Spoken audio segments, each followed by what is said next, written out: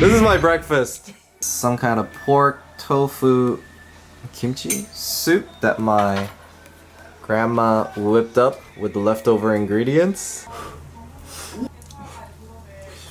괜찮냐? 오 맛있어. 그래요. 아니 이거.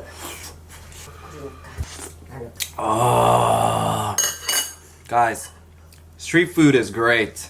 The food at the restaurants are great, but nothing beats 집밥. 누군지 알아? 아이고. 그러기 내가 너를 잊어버리면 어떻게? 잘 기억하시네. Hello everyone! Eating at home is always more delicious with family, but today I'll introduce you to some popular Korean drinking foods, including one you've probably never heard of called Honguh Moochim.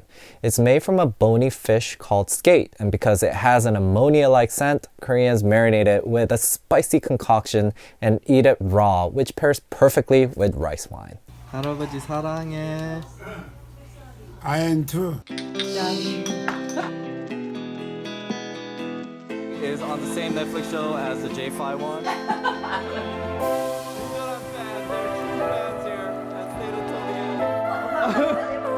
It's like I'm going crazy.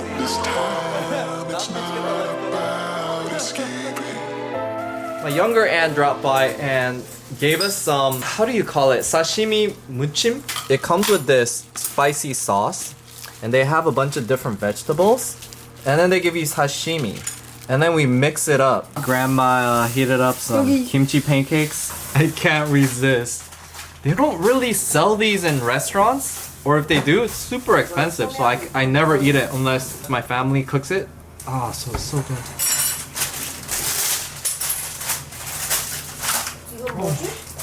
I love kimchi, but imagine you add carbs to it. It's just, oh, it's such a satisfying food.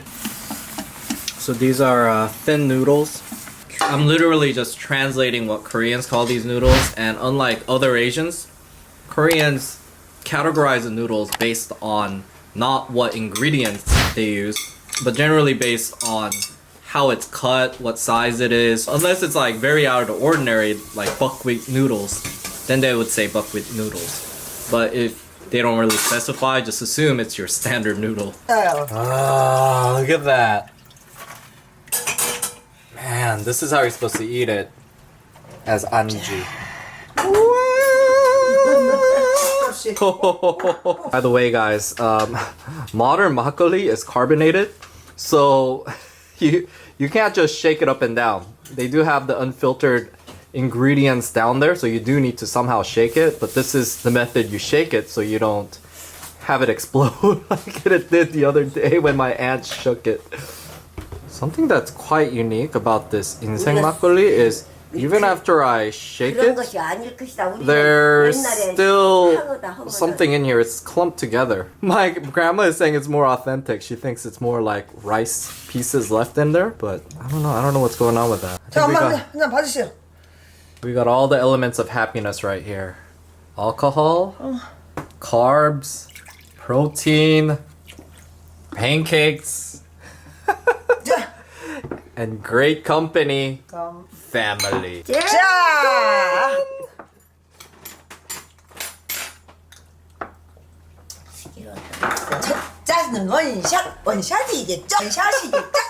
Nothing better than great family and makgeolli at the end of shopping. So the sashimi sort of looks like this. So good. 그렇게 안 칠리 아니야. I think drinking food, it has to be something that you can like continue to chew at, you know? Because you're not going to be eating a lot of food while you drink. But something that you can chew at. More flavors just come out. Delicious food. Completely have food coma. I'll probably just lay down and take a nap for an hour or two and then edit some videos. But hope you enjoyed it. It's sort of an unplanned vlog, but this is probably what really happens. I mean, you've really been seeing just very raw footage of what I do in Korea this time. Less prepared. But yeah, I hope you're enjoying this series. Let me know what you think below. And I'll see you again next week for more vlogs about living and traveling in Asia. 소리 들어간다. 소리 들어간다. 소리 들어간다. Hey guys, I hope you enjoyed that episode. That was originally part of the same day where I went shopping in the previous episode, but because I was enjoying the food before I left and after I came back, I realized I shot so much of it when I was editing that I had to create a whole separate vlog for it. Whatever the case, I do think it deserves a vlog of its own. The experience of having delicious food with your family cannot be compared to any other happiness that you could have out here. But, you know, even if you get together with your friends, if you're out here without your family, Honguh Moochim, or these Korean drinking foods, with a nice cheap bottle of rice wine or soju will definitely make any night interesting and fun.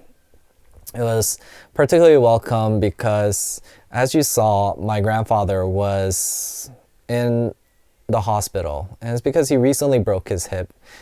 He was recovering physically well, but his energy had been down. But because I came to visit, he was very happy, and my aunt and my grandmother wanted to celebrate that. And I guess this is one of the things that I like about Korea, where drinking culture doesn't have to necessarily always be a bad thing. I think when we drink alcohol, it's just a refreshing type of beverage. But as you see, the focus is mainly on the food. And Korean drinking food, I think, becomes very adventurous and unique. And I'm willing to try more unique and interesting things, not only because I'm having alcohol with it, but I subconsciously somehow, I guess, think if I have something weird, disinfecting it with alcohol. But whatever the case, it just happens to be that Korean drinking food is more unique, such as intestines, big intestines, small intestines, and unique types of fermented or raw types of fish.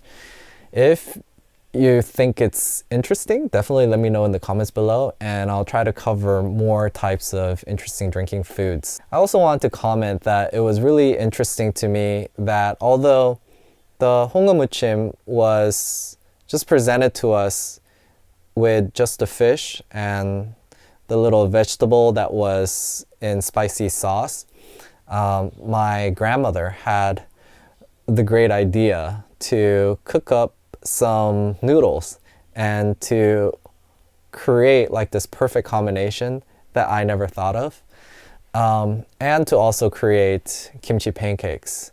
And something that I noticed when I've been in Korea is that nothing goes to waste, because a lot of these ingredients are left over.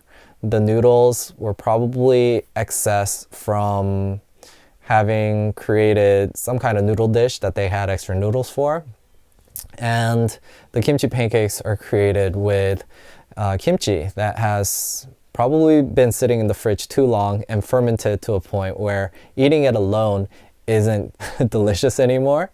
So that's why Koreans tend to reuse it and create kimchi soup or kimchi pancakes. Also, look forward to our next video and the future videos, because Mayu is finally going to be coming to Korea, and we'll be covering a lot of activities and even going to an interesting seaside city called Kunsan, where we were pleasantly surprised to come across very unique architecture, a rich history that I wasn't aware of, and delicious foods once again. So hope you enjoyed this episode of my journey back to Korea, and see you in a few more days for more. Cheers. 한 잔 받으시오. 한 잔 받으시오. It means 받으시고. take one shot.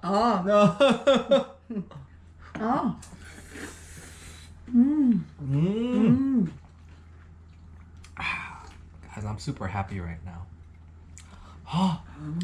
행복해. 이런 행복함이 별로 없어, 맞지?